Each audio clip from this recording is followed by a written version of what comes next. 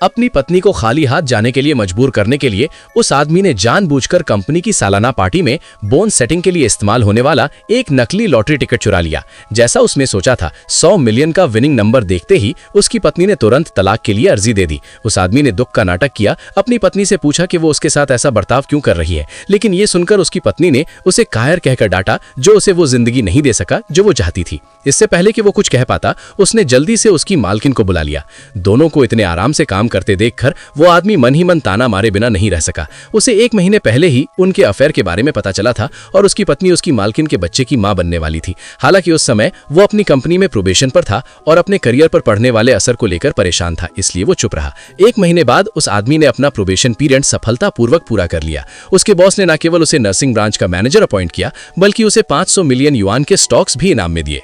उसकी पत्नी, जिसे बिल्कुल पता नहीं था कि उसने क्या छोड़ दिया है, ने अपनी व्हाइट मूनलाइट अपने एक्स बॉयफ्रेंड के लिए प्यार भरा शब्द के कहने पर अगले दिन तलाक फाइनल करने के लिए उसके साथ जाने का फैसला किया।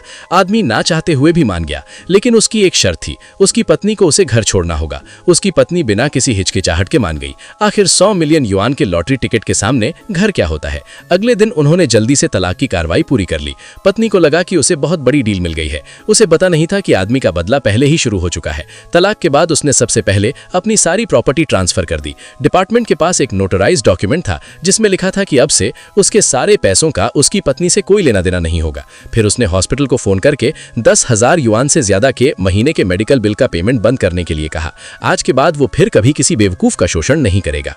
इस बीच जब उसकी पत्नी को पता चला कि उसके पति ने मेडिकल बिल देना बंद कर दिया है, तो वो बहुत गुस्सा हुई। ये सुनकर डॉक्टर ने उसे याद दिलाया कि अगर वे उस दिन 5 लाख युआन के मेडिकल बिल नहीं भर पाए तो उन्हें इलाज रोकना होगा। पत्नी घबरा गई क्योंकि उसके पास पैसे नहीं थे। वो 5 लाख युआन कहां से लाएगी? ये सुनकर उसकी मां को अचानक एक शानदार आइडिया आया। वे अरबपति बनने वाले हैं, तो क्यों ना ऑनलाइन 5 लाख युआन उधार लिए जाए और 3 दिन में लॉटरी के नतीजे देखकर उसे चुका दिया जाए। बस कर दो।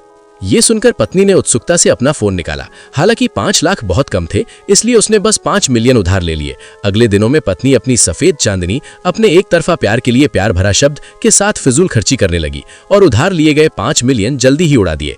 इस बीच उस आदमी ने चुपके से अपना सामान बेचना शुरू कर दिया। पत्नी से भविष्य में होने वाली उलझनों से बचने के लिए उसने घर कम कीमत पर बेच दिया। सब कुछ निपटाने के बाद वो आदमी जल्दी से प्लेन में बैठकर हॉस्पिटल चला गया। आज लॉटरी इंटरकॉम का दिन था और आदमी सच्चाई जानने के बाद अपनी पत्नी के हाव भाव देखने का इंतजार नहीं कर सकता था।